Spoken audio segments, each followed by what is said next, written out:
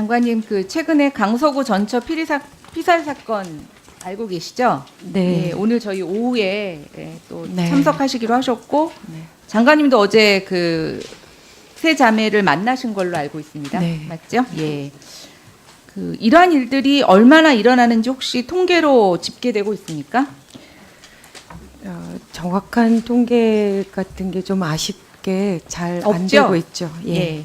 그럼 혹시 우리나라 지금 데이트 폭력도 통계로 잡힙니까? 데이트 폭력이라는 정의를 규명하기 쉽지 않아서 그것 또한 어쨌든 예. 저희 그 연인이나 예.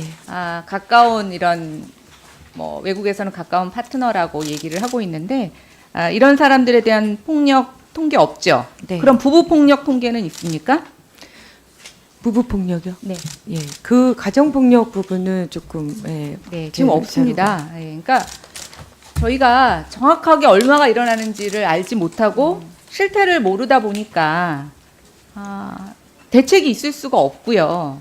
또 설사 대책을 만든다고 하더라도 구멍이 좀 숭숭 뚫릴 수밖에 없다고 생각합니다. 저는 이 지금 가정폭력 중에서 가정폭력으로 피해를 입는 학생들에 대한 일종의 우리의 정책이 지금 얼마나 구멍이 숭숭 뚫려 있는지를 좀 오늘 사례를 갖고 말씀드리겠습니다. 저희 이번에 통계를 받아보면서 느낀 건 여성가족부에서는 직접 취합하는 통계가 없었고 경찰청 자료를 갖고 저희가 이제 간접적으로 제출을 받았는데 제가 보니까 1년에 가정폭력 피해자 중에서 18세 이하가 한 해 3,000명 정도 발생하고 있는 걸로 알고 있고요. 그나마 신고 접수된 거니까 신고되지 않은 것, 접수되지 않은 것은 굉장히 많을 거라고 보여집니다. 근데 이제 이런 피해를 받은 학생들은 가정폭력 방지 및 피해자 보호 등에 관한 법률에 의해서 주소지 이외의 지역으로 전학을 갈 수 있게 됩니다. 예, 알고 계시죠? 네, 네. 예, 그래서 이제 전학을 지원을 해주고 있는데 참 희한한 일이 생기고 있습니다.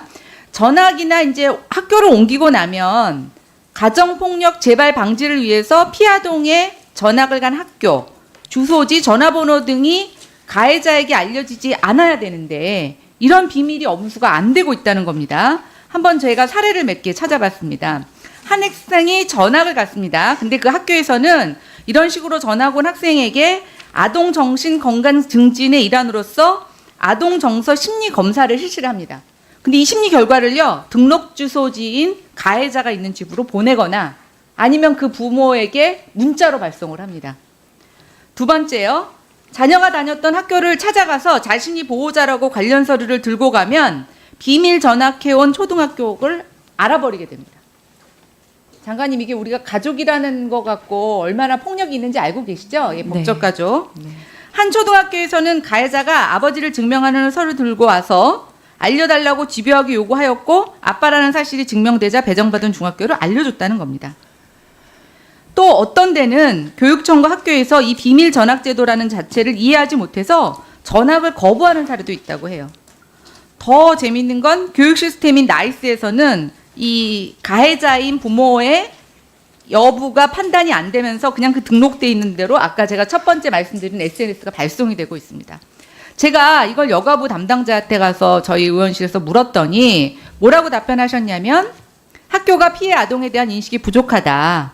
그럼 피해 이런 거를 여성가족부가 좀 학교에 전달해 줘야 되느냐 아니냐라고 말씀드렸습니다. 여가부 대답이요.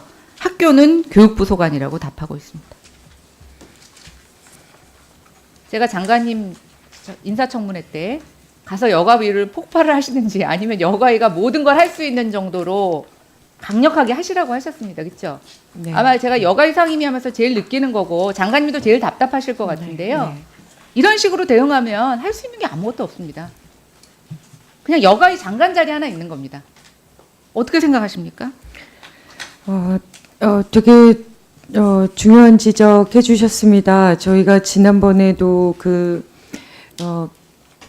지난 19대 때인가요? 그 주민등록부를 볼 수 없게 하는 그 제도도 정착되는데 되게 오랜 시간이 걸리고 결국은 본인이 신청을 해야 되는 뭐 여러 가지 어려움들이 있었던 건데 제가 지금 여기 와서 확인해 보니 실제로 제일 그 연계가 잘 안 되는 곳이 사실 학교인 것 같습니다. 그러니까 장관님, 저는 네네. 이렇게 생각해요. 예. 법을 바꾸는 방법도 있죠. 네, 네. 그러나 사실은 친자 관계다 보니까 이것만 갖고 강제할 수는 없는데요. 네, 네. 사실은 우리의 조금만 관심만 있으면 돼요.